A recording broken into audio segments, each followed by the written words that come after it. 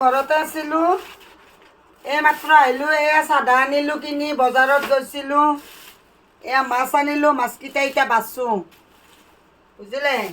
জলকীয়া, গাখীৰ, গোটেইখিনি বজাৰে আনিলোঁ। চেনীটো মামাই খোৱালে 3 মাহ, আৰু এতিয়াতো চেনী মানে নিদিয়ে। চেনী নিদিয়ে মানে চব মানুহৰে ডায়েবেটিছ হৈছে। মামাই ভয় খাই গৈছে, সেইকাৰণে কৈছে কি চেনী নিদিওঁ দে, চেনী বন্ধ কৰি দিলে। নিমখো দিলে আৰু এফালে দালিকেইটাও দিলে, সেনেকৈ দিলে। আৰু বিস্কুট আনিলোঁ, এনেকৈ বস্তুখিনি কৰি আনিলোঁ। দীপিকা কি ৰান্ধিছিল আপুনি? মই দিনত নাছিলোঁৱে ঘৰত। কচু আলু আৰু আলু বোলে ৰান্ধি থৈ দিছে। এতিয়া মাছ আনিছোঁ, মাছখিনি ফ্ৰাই কৰি ইয়াতে মিছ দিয়া আৰু না। আলু ইমান কিয় দিছে? কি কচু ৰান্ধিছে? দুধ কচু আৰু আছে না? এখন কিবা কেইটা আনিছে? হা,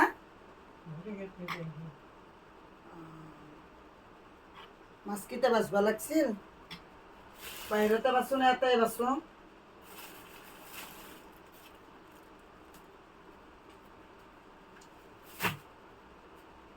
একেদিন বজাৰ অনাই নাছিলোঁ মই, অসুবিধাৰ কাৰণে। পইচাও নাছিল, মিছা কথা কৈ কি লাভ আছে? পইচাও নাই, সেইকাৰণে মাছ চাছ অনা নাছিলোঁ।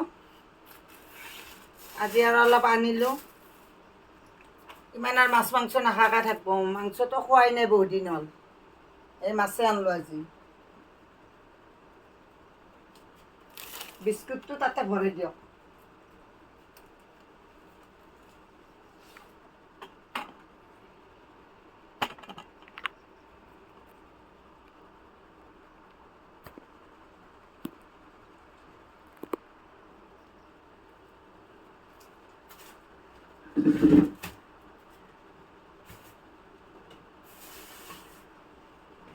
আজি জেতুকাখিনি বটবা লাগিব দেই।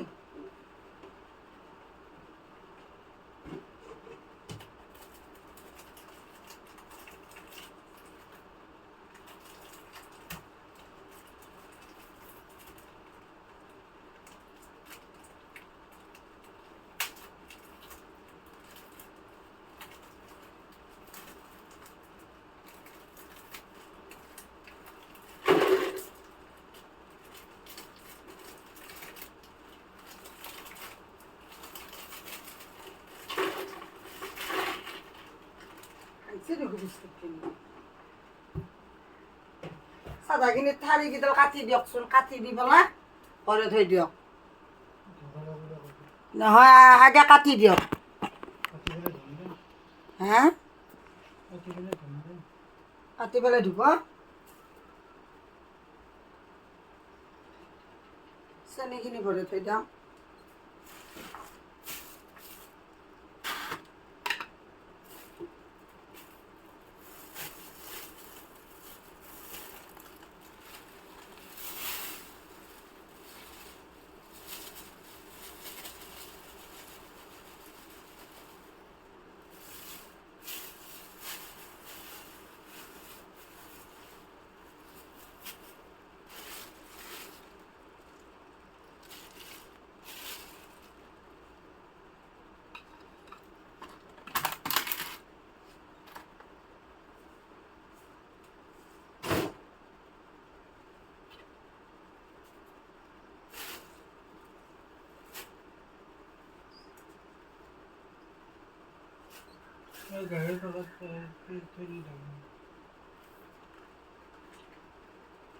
চানা খা।